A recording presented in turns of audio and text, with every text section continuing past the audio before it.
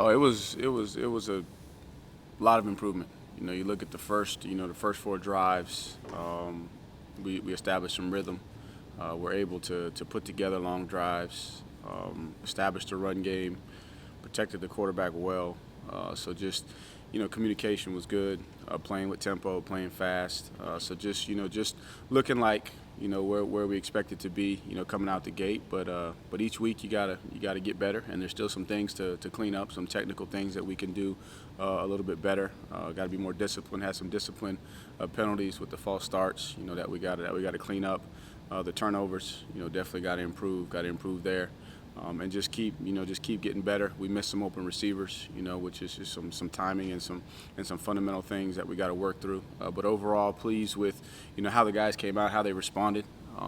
Had a good week of practice, and it showed. Tony, how do you feel like your position group, the tight ends, played? They're doing their job. For the most part, and the other day it was a game where we were trying to establish the run game, get some of the receivers going, and had some called plays to the tight ends, and just didn't match it up with the right coverage. But I think they continue to do their job, still challenging those guys to create more of a physical presence in the run game. They're making their blocks, they're executing their blocks, but we can be, more fundamentally and technically sound in what we're doing. They've provided great leadership. They've been really, really positive throughout the course of camp and in the early part of the season. So pleased with where we are, but still trying to strain and push these guys, to be a little bit better and reach their full potential. You think teams are, like I know y'all used to a good bit last year, the little fake pitch over the middle. You feel like teams are doing it better? I think you tried to maybe once against Georgia. Are teams trying to take away that middle of the field a little bit? You feel like with the tight ends? I think it's too early to tell because that's what we hit Davis on. It was the same. It was the same play action. So we got to do a good job of making sure we protect it. With our run. So our run looks very similar, and then trying to find the right situations, the right down and distance, right field zone to get that called in. And then sometimes we may have it on, and if we feel like we got pressure, then we have to check out of it. So I think it's too early to tell. We're still going to try and incorporate it, because I think it protects our run game, and then it also provides an opportunity to get that ball, over the middle. And then we had a couple of other, not the same action. But we had a couple of other situations where we were trying to, and I think in the field zone, they played a little bit of cheat coverage that took it away. But that resulted in, the great thing about it is when we have that play called, we're going to have other answers, and that's what resulted in the first touchdown to Ross there. Yeah, the corner ball. Because they kind of cheated the backside safety to the tight end, took it away. DJ did a good job of recognizing it, went to his next progression, and found J. Ross. Are you seeing any separation in the running game from anybody coming out? You feel like they're still? We still got to keep working at it. It's good to get those guys some touches and give them an opportunity. I thought they ran hard. I thought they did a good job for the most part, of finding the creases. Offensive line did a good job of creating some holes for them. But I think it's too early to tell, if there's separation yet. But those guys made the most of their opportunities, and we got to build off of that, build off the confidence that we established running the football, and see can we carry that forward week to week. Tony, conference opener. Yep. Obviously, what do you know about Georgia Tech's defense? They're going to play hard. They're playing hard. They're deep on the defensive line. I think I've seen maybe 8 guys that are getting in on the rotation. 42. Per the PFF stats, has one of the highest pressure rates, in the country. He does a good job, plays really hard. You can tell he's kind of there. Him and 95 look like they're the heart and soul of that defense. Linebacker, they got some guys that have played, but they also got a grad transfer in from Maryland. That looks like he's a good player. I think he's played every snap so far this season. I don't think he's come off the field. So they got some depth at linebacker as well. And then they're big. They're big and physical in the secondary. And 3 of those guys, really, you could say 4 of them, but 3 of them are returning starters. And the other guys played a lot of football. And he's a versatile guy that can play corner, play nickel Sam for him. So, and then I know Thacker's going to do a great job. They're bringing 5 just about 50% of the time. So they're going to put some pressure on you. They're going to try and stop the run and then see can you throw the football. And that's kind of the situation last year. I thought they did a good job, had a good plan, trying to stop the run, and we were able to hit some big plays in the passing game. But for us going into it, we want to be more balanced. This year we want to be able to, to combat what they're doing in the run game, have some answers, but at the same time too make sure that we are fundamentally and technically sound in the run game, so we can establish that. But they're going to play hard.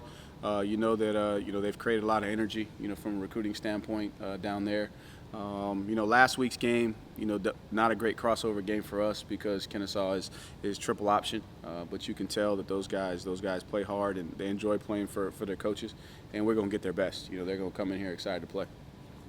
No, you're not CJ Spiller, but is there anything you can share about Lyn-J and Spiller's relationship, trying to get back on the same page and maybe where it's going wrong? Right. Have you had any conversations with Lyn-J? I have, because I've been, a part of his life. But at the same time, too, CJ has to establish the culture in that room, and really the biggest thing is just accountability and communication between the two.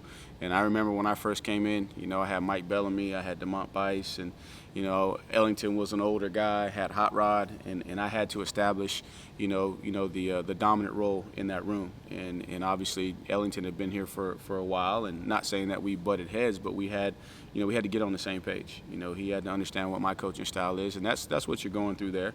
And obviously Lyn-J's been used to me. And now he's just getting used to Spiller. But y'all know Spiller. Y'all know the character that he has, and how he's going to establish, the hierarchy in that room. And any of us that are in a situation where you got a chain of command, you gotta respect the chain of command and do things, according to how the person that's leading the room sets it. So it's really more just accountability and communication between the two, and they're working through it. But our program too. I mean, that's what the foundation of our program is. Accountability. That first play of the game, it seemed like he made a nice Yep. cut there and got by a guy, and then the Yep. screen as well. Do you feel like when he Yep. got his chances, he played? I mean, there's no question about the type of player that Lyn-J is. I mean, Lyn-J's made a bunch of plays, for us in this program. And biggest thing is just getting on the same page, with his coach and the things that his coach is asking him to do. And it's not necessarily football stuff. It's the total package. And I think that that's been illustrated in our program. That it's everything matters. If you're going to be the lead guy or the first guy that runs out there. Going back to tight ends for a second, what kind of progress have you seen Braden make as a blocker and Davis make as a runner? Braden, what you're seeing is Braden is more aggressive, and he's trying to transition the technique. I've tried to change a couple things with the strike technique, which is going to take him just some repetition. But he's showing a willingness. There's probably a couple of plays in the game he wants to get back, but he's cutting his guys off when we need him to cut them off. And I just want to really work on his hand placement, his forward lean, things of that nature. And then Davis, I've seen tremendous progress in Davis, and just his confidence when he runs routes, especially changing direction and redirecting on the run. You're starting to see that his eyes are able to talk to his feet, and now the next piece is once my eyes can talk to my feet, they can talk to my hands at the same time. And then anybody that's played, the receiver position from that standpoint, it just takes repetition. And once you have that repetition and you have success doing it, then it builds the confidence. So that's what I've seen there, and that's the same thing in the run game, especially when I'm trying to change a little bit of some of the hand placements and the way we're fitting things with those guys. How do you evaluate DJ's touch so far? There were a couple of throws. I think he fell off of a couple of those, especially on the move. He fell off that one, especially the one that he missed to Ross. He just kind of fell away from it. He was high on the screen that we had. So he's just got to work through it. And I think a lot of it is in-game action. In-game action, you got to work through that. Is that mainly footwork or There's some footwork things that that he has to work on, especially on the move. Making sure that he's following through on his throw, not leaning away. And Coach Streeter and him will go to work on it. But I'll say this about DJ, man, he improved. I thought he improved, especially in the pocket. There was one that he was forced to flush early. The one that he had the big play to Ross. Where our right tackle gave up a little bit of pressure early, got him hurried, and then there was another one I wanted him to step up in the pocket, but he got flushed a little bit and had to move. But overall, I thought he had a better pocket presence this week than he did the previous week, and so that's all we're asking him to do is just get better every single week. You kind of see his ceiling like that play, I think, where he made it Justin, where he's on the run and then maybe a little underthrown, but just like an effortless throw. Does that just kind of show his ceiling that he can make all those kind of plays? I think everybody's, especially inside the program, but I think a lot of people that have seen him play understand how talented this young man is. But also, too, this is what, fourth game starting, and so he's got to go through some growing pains, so to speak. And in fairness to him, sometimes he gets compared to a guy that was here for several years, but he gets compared to him at the end of his career. And that's tough on a young guy. But DJ's made of the right stuff, and his ceiling is extremely high. But you got to make steps to get to your ceiling, to be able to play consistently, towards the top of your potential. And a great thing about him is he responded, and everybody responded. It was a tough week, and they had a decision to make. Were they going to pout and feel sorry for themselves and say, "Woe is me," or were they going to go back to work? And I think what you saw is an offense that went back to work and took pride in their job, and now hopefully with some success, it'll breed more focus and consistency in practice so that they can perform well on Saturdays. Do you have any conversations with him? Again, you're comparing him to Trevor Lawrence. Everybody else is comparing him to Trevor Lawrence, and that's a big thing. And he's a 5-star recruit, and these huge expectations. You go out week one Yep. against a really good defense, and it's not what you expected. You talk to him about set all that aside. Yeah, just block out the noise. Focus on what you can control, and just be you, and don't worry about what people on the outside say. Just focus on the people that you trust to take advice from. That's the only one that you need to worry about taking criticism from. And I think that's a Morgan Freeman quote that we've showed the guys, and that's just the mindset that you got to have. And I think you see or saw the kind of young man that he is and how he responded. And the best thing about DJ is he's going to be his hardest critic. He's going to take ownership, and he understands that there's a process, and he has to trust the process and go through the process day in and day out, and then eventually, like I said, he'll keep making those steps and be able to play up to his full potential. We've talked for a long time now about you guys having a target on your back because of who you are. Bo was in here a little earlier, is that because of what has happened in week one, everybody is kind of thinking, well, maybe this is our chance to take the shot at him. Maybe this is our. Do you think there's a sort of an embracement of oh, people don't think we're as good as we used to be. Let's go out and prove that wrong. Is that a narrative that you want to buy into, or no? No, the message to the players is, man, don't listen to the noise. Don't listen to what's going on, outside of our building. And we have that, that very thing, embrace the target, displayed, in specific spots in the building. And we've had that for several years. So we understand from a DNA and a program standpoint, that we're always going to have a target on our back. So I don't know if it's necessarily comparing us to other teams, but it's really just this is what you signed up for when you came to Clemson. It's understood that, hey, we're always going to get everybody's best, right? We're always going to have high expectations. You wouldn't want it any other way, right? But with that too is if you don't live up to the expectations, then obviously there's going to be criticism, and that's when we just stay in the submarine, focus on what we can control, and then at the end, and really all you really care about is what happens at the end of the season and what people are saying when it's all said and done.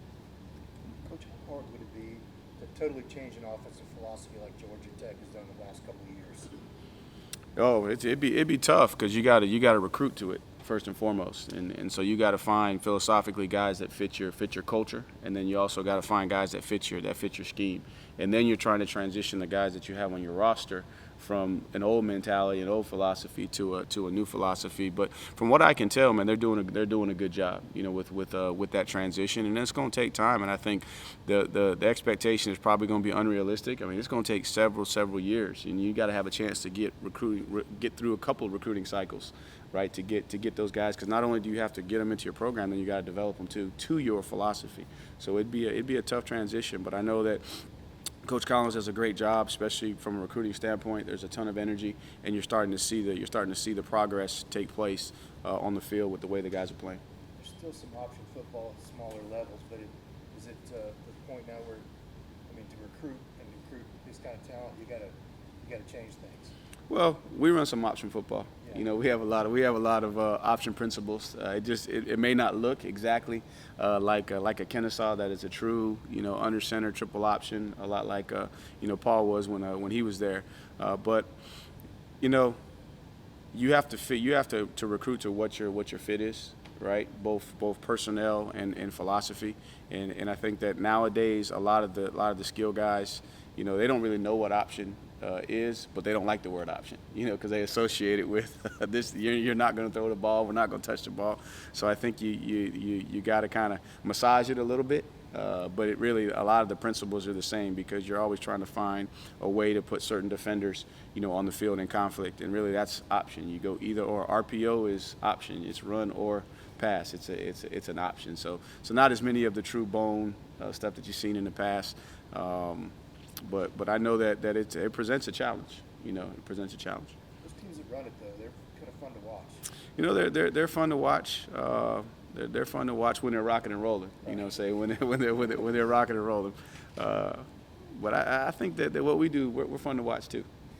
What was the evaluation of Rayburn and some of the other backup linemen you got in there? I thought that once we subbed, early, they did a good job, especially there right out of the gate in the second half. I think we left the first group in there, went down, scored a touchdown. Then we subbed, they went down and scored a touchdown. And then when we started kind of mixing, matching, and putting more guys in the game, lost a little bit of continuity. Obviously, Rayburn did a good job, other than he had the one false start penalty, but he played multiple spots too. So he was in there at center, he was in there at tackle. T.O., it's going to be a good learning experience for T.O.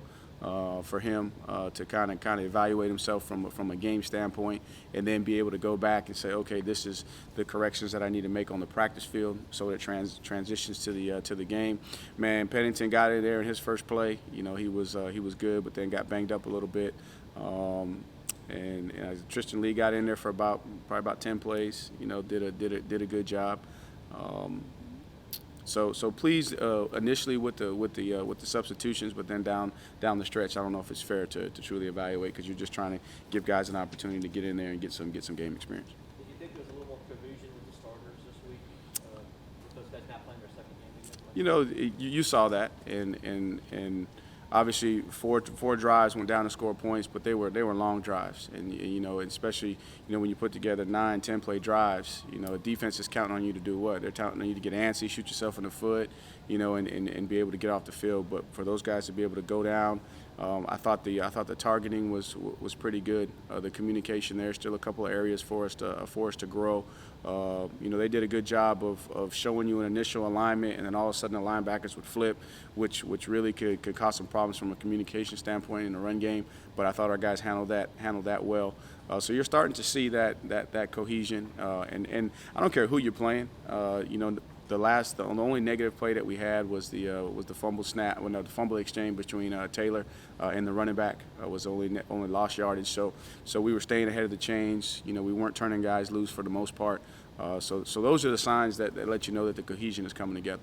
Do you remember that first time, speaking of Will, that Dabo or Jeff Scott said, "Hey, check out this Will Taylor"? That's the only downside to my job is during the camp season. I'm off on the field with the tight ends or the running backs, and I don't get to see all the quarterbacks and pretty wideouts run around. But that's all they talked about after he came up to camp, is just how electric. And obviously you could watch him on film and you say, man, he can move, he's a good player. But until you see it in person, and then what you don't know, right, is just how tough of a young man he is. And what you saw on that punt return, man, he took a shot, kept his balance, and it didn't faze him. He was trying to go score. So I think I'm gonna take credit for the nickname Maverick, because I call him Maverick. I call him the young Tom Cruise from Top Gun. He's kind of got that. He's got that feistiness to him, that edge to him, and I think he likes it too. But that's what I didn't know, about him, just because I wasn't heavily involved in the process. Streeter and Grisham and Jeff kind of handled that for the most part. But man, he provides a spark, and what I think he's done too is he's garnered the respect of everybody in that locker room. Obviously probably tough for him too. He's coming in as a baseball guy, football guy. Could have been a top 10, 15 pick, in baseball, but wants to come play football. Then it's like, okay, you kind of know your path is like, we're going to start you at quarterback and then possibly transition to wide out. So he kind of came in the door, with some challenges to overcome in the locker room. But man, he immediately, dispelled all that kind of stuff and showed the guys that, hey man, I'm a football player. I'm one of the guys, and I'll do whatever it takes. It's really hard to come in I guess in the summer as a freshman and be a part of the offense right away. At what point did you kind of realize that he had a chance to do that? Day one, just watching them run around, and then just the conversations that you hear throughout the summer of the players, giving reports on how well he's doing. But just cool. You see him track that punt? Oh man, that's pretty special. You could tell he's got some baseball in his background. Yep. Dallas said he still kind of had am I really going to do this moment leading into Georgia? Did you have any of that? Like, are we actually going to do this and throw him out here in Georgia, or were you ready to roll? I was ready to roll. What coach said, hey, let's make sure we got something ready for him. And I said, I agree with you. But he had showed that throughout the course of practice. You could just tell that he has that presence to him, that the moment is not too big. And he's a quarterback. So he's used to touching the ball, every single snap. Whether it's on the field, off the field, what kind of a dynamic does it just bring to the team? Talking about Will Taylor? He's blue collar. He's blue collar. He'll do whatever it takes. He's like, okay, you want me to go catch a punt? Man, give me a pair of gloves. I'm gonna go catch a punt. All right. You want me to go in here and play quarterback? In the package that we got, man, I'll do it. So just an unselfishness, especially from a guy, as I said, that was coming in the door. Like you're talking about a very, very high profile guy in a sport where he made a decision to come be a part of our program, and we're very grateful for that. So, and then he's just an awesome young man too. He's always got a smile, on his face. You see him interacting and engaging with everybody, on the team. So he's just one of the guys, blue collar mentality, and he's got a great spirit about himself. Tony, you talk about Will engaging with everybody on the team. Was that a challenge you and the coaches had to think about coming into this season with sixth-year guys who might be 23 and 24 and guys who are giving up their last year in high school or last half year in high school, 17-year-olds, and bringing them all together in the same place and having them get along? I know I hadn't given much thought to that. That may be a question more so for Coach Sweeney, but I think the environment that we have in the culture and environment we have in the locker room, and Coach established that from day one that you're going to embrace the freshmen. Right, these guys are part of our program. Right, they're part of the brotherhood. Let's bring them in, put our arms around them, right, and let's help these guys make the transition. Whereas it might not have been the same way when I was coming up. Freshman, you kind of, you had to you had to earn your rite of passage in the locker room, and I think that there's some value to that, but I think there's a whole lot more value when you bring those guys in, and then you challenge your leadership and your older guys to help them with the transition, because you remind the older guys, man, you remember what it was like, to make that transition, especially if you're a mid-year guy coming to school early. Let's help these young men, because you wanted to be helped, we provided you help, and now you have the responsibility to help these guys transition. You haven't seen any issues about this age spread or anything? About the age spread? No, and I think a lot of it is too the type of young men. I think all of them, are similar-minded in where they're trying to go in life, and so there's obviously an instant connection there because they have the same value system, so to speak, and it makes an easy transition. Tony, are y'all still trying to find that horizontal Amari type threat that defenses have to honor on a lot of the jet stuff? I think that the two games may not have provided as much opportunity for that. Obviously, this past game, it was more let's establish the downhill run, and as we go forward, we'll find more ways to pick some of that up. And then also too, I think you've seen we've made a commitment to hand the ball to the backs and get them to the outside. So that has kind of supplemented some of the jet sweep stuff we've done in the past, because a lot of our base run was between the tackles, downhill, two back oriented, and then we would use that as a supplement to get the ball on the outside. But as we've progressed, defenses have progressed. We've had to kind of transition some of that to more of our outside run game, and I thought we did a good job with the opportunities that we had this past week of trying to get the ball on the edge. With so many receivers, are there any guys that maybe haven't gotten as many opportunities as you would like yet that you want to see get more involved? We try to be intentional with that and making sure that we get guys, involved in the game, get the ball in their hand. The great thing about, our culture and our environment is guys are unselfish. Even though they may, want more touches, they're going to focus on how they can impact the game on every single play. And then us as coaches, it's our job to make sure that we're intentional and we're mindful. And so there's always communication throughout the game of, hey, let's make sure we try to get this guy involved and get the ball in his hand and get him going. And then that's going to kind of keep them engaged and focused and committed and competing, because we're going to need all those guys down the stretch. As you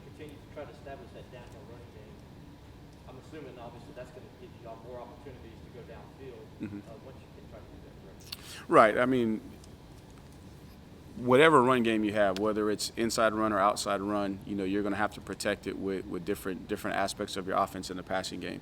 And so for us, as we establish the run, it's going to open up your move the pocket type of stuff. It's going to open up your some more of your RPO stuff. It's going to open up your play action to put the ball, you know, down the field. And we want to try and stay aggressive, stay balanced. You know, we were able to get a couple balls, you know, down the field. You know, we took a couple shots in the Georgia game as well, trying to get the ball down the field.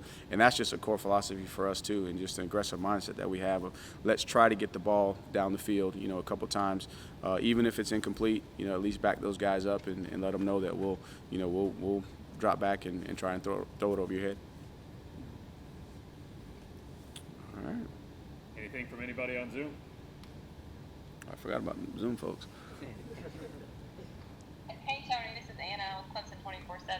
Davo mentioned perimeter blocking, wide receivers maybe needing to be a little bit better. Is that just a fundamental thing? I can't imagine it's an effort thing, just more technique. Oh, it's all technique, and really perimeter blocking in the receiver world is all about want to. You know, there's some technique, but sometimes it's want to, and I think also just understanding. And I know that one guy that we've been challenging is Bo, and a lot of it is just inexperience. You know, just the speed of the game happening so fast, adjustment to the different looks. So it's a combination of a couple things, inexperience, but definitely not a lack of effort. Those guys are, you know, they're trying to go. Coach Grisham, y'all know how Coach Grisham played.